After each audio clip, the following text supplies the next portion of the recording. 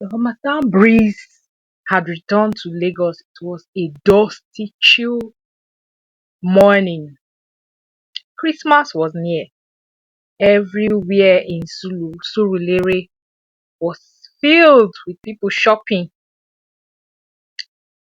Christmas carols for schools, Christmas decoration everywhere, and smell of freshly fried chin chin floated from small kiosks. Inside Okoro's family house, however, Christmas didn't feel peaceful or joyful. It felt busy. Mrs. Okoro stood in front of the mirror for the fifth time that morning, trying to test her blue lace fabric against her body. Kamsi! She called sharply. Where is that tailor's number? I must sew this lace before Christmas Day. Oh. Her 14-year-old son, who was lying on the couch, scrolling through his phone, said, Mom, please let me have rest. I've told you already. It's on your phone. Then help me find it now, she snapped. Meanwhile, Mr. Okoro was in the sitting room, flipping through a catalog of furnitures he found online. This old sofa must go, he muttered. People are coming to visit us this Christmas, so how can they see us with these worn out chairs? His wife was hearing him as he shouted from the sitting room. You see why I said we must upgrade the entire living room before Christmas. Chairs, curtain, and even our TV set, she said. The children groaned.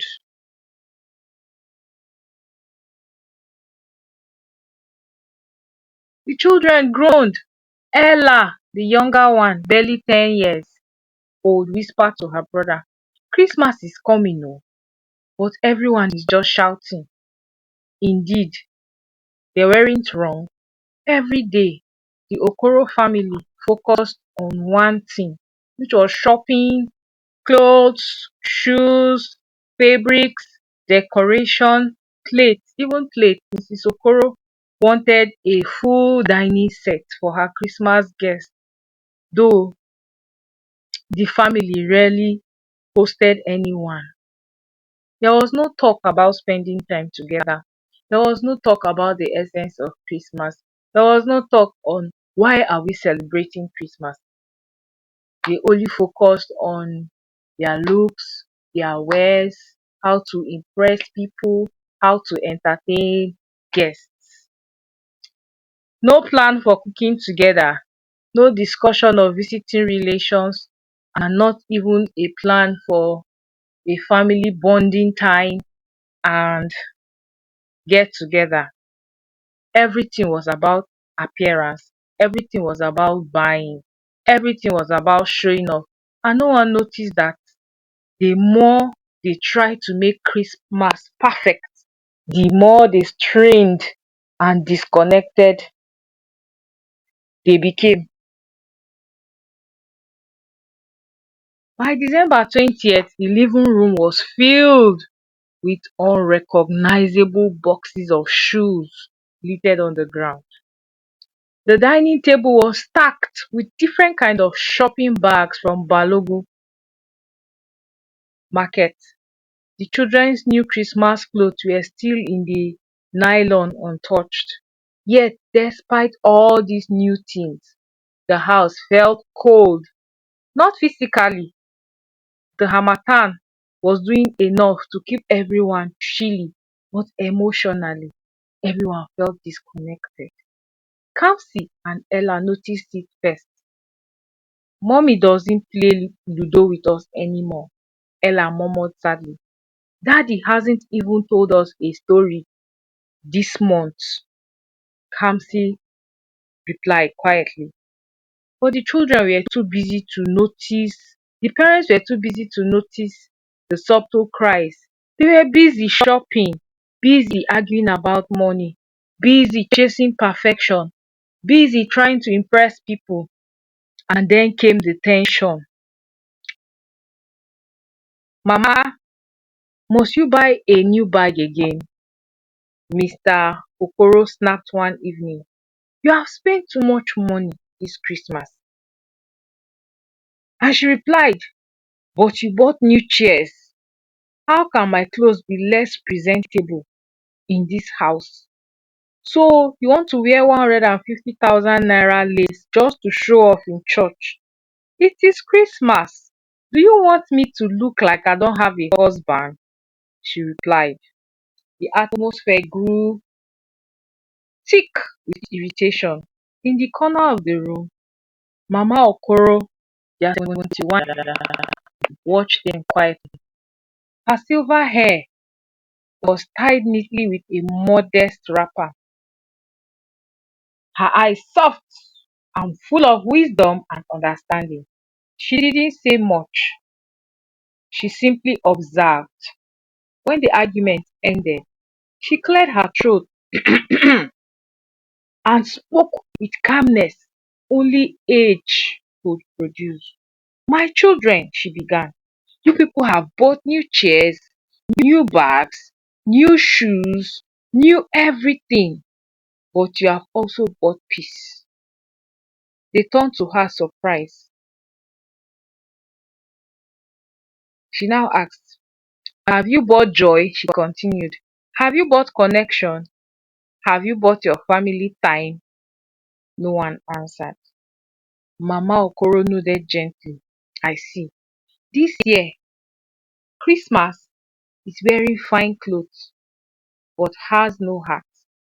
Her words sank in the room like a heavy stone. But Mama, we are too tired.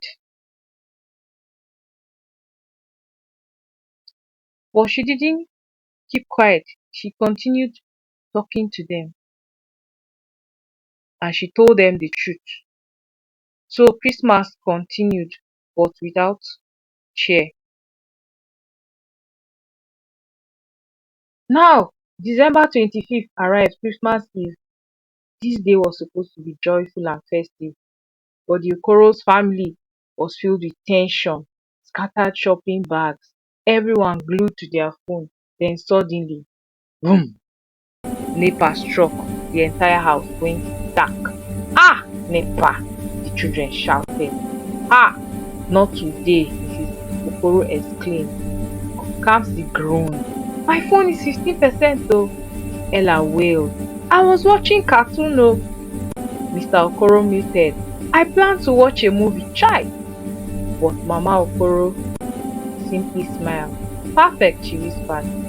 She walked to the cabinet, brought out a large photo album and slowly opened it. At first, no one paid attention, but when she cleared her throat, the children turned involuntarily. What is it, Grandma? Ella asked. Our family history, Mama said with a warm smile. Come and see. Within minutes, curiosity defeated boredom. Kamsi sat beside her. Ella leaned into her lap. Even the parents joined reluctantly. Candles flickering softly in the room. The first picture showed a much younger Mr. Okoro smiling widely in front of a small village house. Kamsi burst into laughter. Daddy, look at your big head. Daddy hissed playfully. Will you keep quiet? Mama continued flipping. There were photos of Christmas spent cooking together, singing carols together, visiting neighbors, even pictures of Papa Okoro, who was now late, holding a small lantern while telling the children midnight stories. This, Mama said softly, is a Christmas. Not clothes, not shoes, not new furniture, but time, she continued. Time spent together, loving one another. Time spent together, laughing. Time spent together, creating memorable family moments. Time spent together in gratitude and thanksgiving of the birth of Jesus Christ. Time spent together remembering God's goodness to us throughout the year. For the first time that season, the room felt peaceful. The children were so happy. They begged for more stories. They say, Mama, tell us more stories. Their parents relaxed. They all laughed and played together and enjoyed a very good time. NEPA had done what no amount of shopping could do. NEPA brought them together. Christmas morning came, but something was different. For the first time in weeks, no one rushed to wear new clothes. No one argued about makeup. No one struggled about a matching outfit. Instead, Mama woke the house with a gentle knock. Come to the kitchen. Let's cook Christmas breakfast together. At first, everyone hesitated, but slowly, one by one, they followed her. And what began a simple idea turned into pure joy. Mr. Okoro took charge of the seasoning of the chicken. Too much pepper, that the children teased. Ella mixed batter for puff puff while giggling loudly. Mommy, my puff puff is dancing. Kamsi stirred the jollof rice pot as if competing on a cooking show. A chef is born, Mama clapped. The kitchen was filled with laughter, playful arguments, and delicious aroma. It was magical. After the cooking, they sat in the living room together. Mr. Okoro led a short family devotion. For the first time in years, they prayed, they thanked God, they hugged. They came a surprise suggestion from Ella. Can we give our new clothes to children who don't have any? Everyone froze. Even Mama smiled deeply. This is the true spirit of Christmas. By noon, the family had packed several items, shoes, clothes, and even toys, and headed to a nearby orphanage. The children at the center ran towards them, laughing excitedly. The Okoro family played with them, ate with them, and shared their food. When it was time to leave, Kamsi whispered, I think this is the happiest day of my life. For the first time in a long while, his parents believed him. By evening, the Okoro sat outside in the compound. The sky was painted with shades of orange and gold as the harmattan breeze blew. They shared a simple meal, no fancy clothes, no expensive decoration, just a family, just love. Mama Ella began softly. I didn't wear any new Christmas dress today. Her mother smiled genuinely this time. I didn't miss my lace, she admitted. Mr. Okoro noted. The new furniture didn't give us joy, but today did. The family sat in silence for a moment, savoring the calmness. Mama Okoro watched her children and grandchildren glow with happiness, and she broke the silence. And she said softly, is the Christmas I prayed for, a Christmas with hearts. Kamsi leaned against his father. Mommy, Daddy, next year, can we do a Christmas like this again? Everyone smiled and nodded. As the first star appeared in the sky, Okoro realized something priceless. Christmas had finally come to them, not in form of clothes or shoes, but in form of connection, peace, and love. Just like this family, many Christmas is coming again, and many families are carried away by, oh, what are we going to wear? What are we going to buy? We're going to change our furniture. We're going to buy new clothes. We're going to buy new dresses and all. Those things are good if you can afford them. But that's not the essence of Christmas. Christmas is not about what you spend, but it's about the memories you build. You might not have money to buy a new dress or a new shoe or anything flashy, but it's about the fun memories you create with your family.